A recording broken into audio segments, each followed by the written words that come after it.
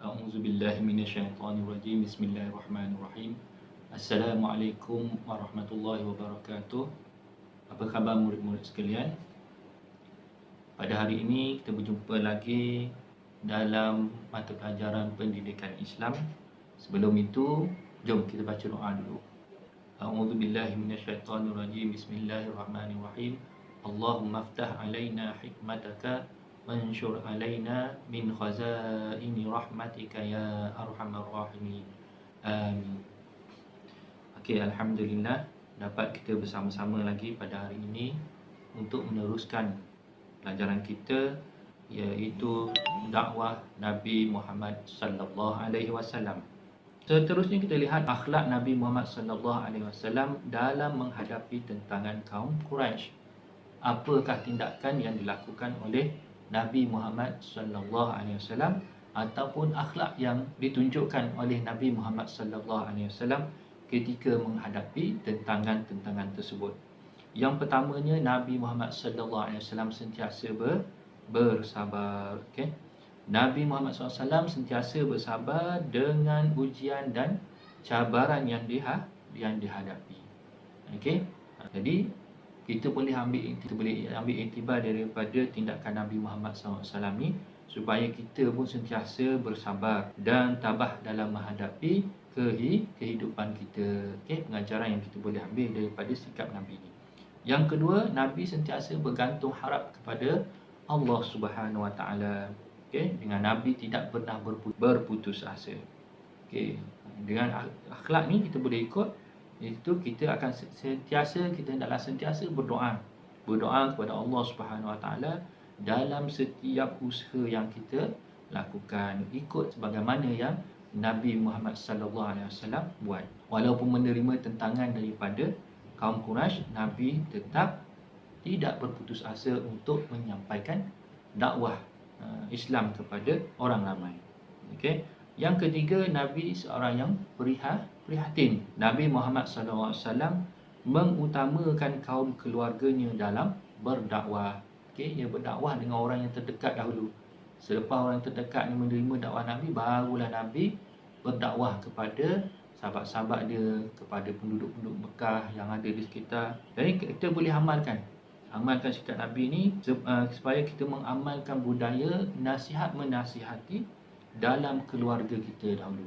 Okey, kita tengok abang kita, adik kita buat salah, kita boleh nasihat.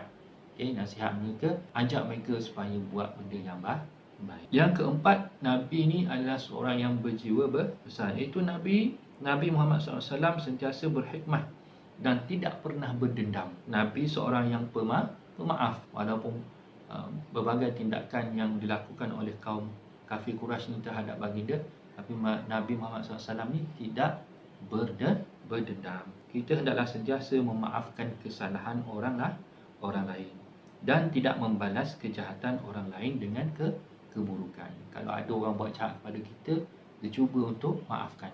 Okey, yang seterusnya, apakah akhlak Nabi Muhammad SAW ketika berdakwah? Ini akhlak Nabi pula semasa Nabi mengajak orang supaya beriman kepada Allah Subhanahu Wa Taala. Yang tadi itu ialah akhlak Nabi ketika menghadapi tentangan kaum Quraisy. Yang ini ialah akhlak Nabi ketika Nabi berdakwah. Apa yang Nabi lakukan? Yang pertamanya, Nabi Muhammad sallallahu alaihi wasallam sentiasa optimis terhadap janji dan juga bantuan daripada Allah Subhanahu Wa Taala. Nabi Muhammad sallallahu alaihi wasallam pernah menolak tawaran daripada kaum Quraisy ataupun kafir Quraisy seperti pangkat, harta, kekayaan dan juga wanita, yang mana mereka ini tawarkan kepada Nabi Muhammad SAW supaya Nabi berhenti melakukan dakwah. Akan tetapi Nabi Muhammad SAW menolak tawaran tersebut dan terus untuk melakukan dakwah kepada penduduk Mekah. Nabi Muhammad sallallahu alaihi wasallam tetap yakin dengan pertolongan daripada Allah dan seterusnya meneruskan usaha dakwah sehingga baginda berjaya. Yang keduanya, Nabi seorang pendakwah yang penyayang. Sikap ini kita boleh lihat yang mana pada satu ketika Nabi Muhammad sallallahu alaihi wasallam pergi berdakwah di Taif.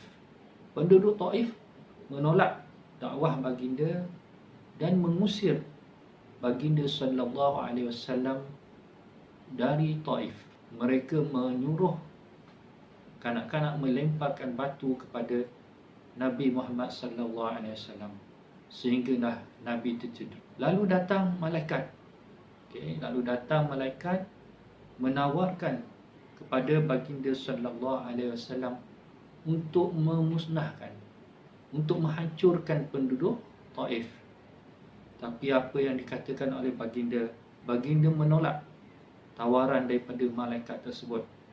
Lalu baginda berdoa supaya mereka akan mendapat hidayah selepas daripada itu. Seterusnya yang ketiga, Nabi Muhammad sallallahu alaihi wasallam adalah seorang yang pemaaf. Sikap ini ditunjukkan oleh Nabi Muhammad sallallahu alaihi wasallam semasa peristiwa pembukaan kota Mekah. Baginda sallallahu alaihi wasallam telah membebaskan penduduk Mekah yang pernah melakukan kejahatan kepada baginda dan memaafkan mereka. Okeylah murid, Ustaz rasa sampai setakat ini dahulu pelajaran kita pada hari ini, dakwah Nabi Muhammad sallallahu alaihi wasallam.